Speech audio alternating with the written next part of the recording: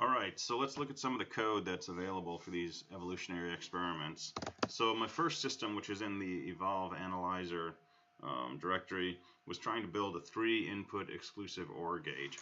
And the evolutionary part itself contains basically 4 pieces: a main method that just creates a thread that runs the core of the code, and then gene and genome are structures that describe the genetic makeup of an individual. So the bias gradients across the 10 genes that constitute the genome of an individual, all the machinery for handling those, describing them, mating them, and so on and so forth are in these 2 classes.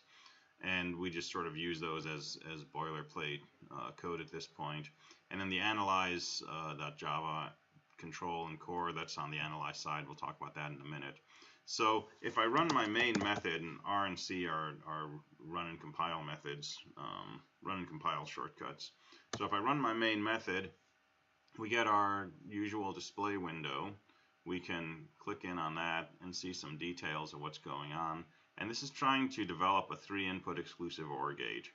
So 3 regions are set up to correspond to the 3 input bits, and 1 region over here between 24 and 28. So this region here, this is the output.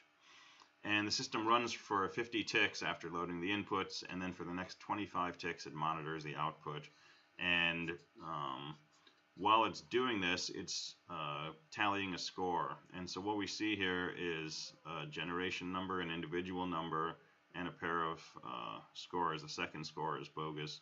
The first one is this number that tells us how many times it generated the correct output.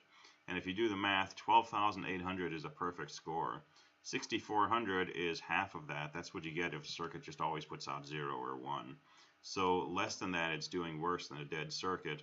Better than that, we're getting closer to an actual exclusive OR. So we can adjust the karma on here. And 5 seems to be a reasonable number, and we can change the intensity of this purple background display. So that's just a straight brightness control. And so this thing runs, and as it runs, it writes all of its results into this raw text file, raw.txt. And what you find in here is some comments. Anytime the settings change, it shows us what those knob settings are. So this is mostly for changing the karma. This is a comment showing us what the following lines look like for I records. I means this is an individual generation, individual number, score, score 2, and then a series of these tuples comprising of the length of that gene, the amount of variation, which is always 0, so it's a constant gradient, the initial value of the chemical gradient, the initial value of the source bias, the initial value of the destination bias, and how much we change the chemical source and destination bias by as we move across the genome. And so this is spelled out for all of the history of the program as it runs. So we can go through here, and if we find an individual that performed very well, we can ask to extract their information. So for example, if I look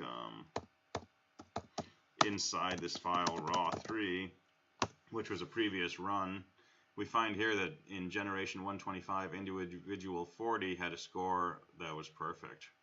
So we want to see what's going on with that individual. So this is where we run the analyze code. And the analyze code, and let me shrink this window down here. So here's our usual display. Here's our live update. I've added cursors to indicate the locations of input A and input B, and input C is over here, and this is the output. And so now I can put commands into here such as file raw3, and it'll say open that up, and I can say load 12540. It'll load that individual in. It'll tell me its score, which was 12,800. And now I can say go ahead and run a test with input 000. And it will output during the test part, the 25 consecutive tests, exactly what it saw in the output region across that whole test. And as you can see, it found all zeros. So let's keep our live display up. So I can reload test 0, 0, 1, that outputs a 1. Test 0, 1, 0, that outputs a 1. Test 0, 1, 1, that outputs a 0. Test 1, 0, 0, this should be a 1. Test 1, 0, 1, that's 2 1s, that should be a 0. Test 1, 1, 0, and that's a 0. And finally testing 3 1s, that gives us a 1. And you can see the output here, right? When we get chemicals in here, that's what's making the output register as a 1. Whereas if we do 1, 1, 0, I did the wrong command. Test 1, 1, 0, this region, the output region, ends up with no chemicals. That's what gives us a 0. So this is doing an exclusive OR of 3 inputs, and that's promising. The next video will show you a 3-input NAND gate, and in the following we'll show you some frequency detection, and on that one we'll slow it down and start to look at what's actually happening in the simulation.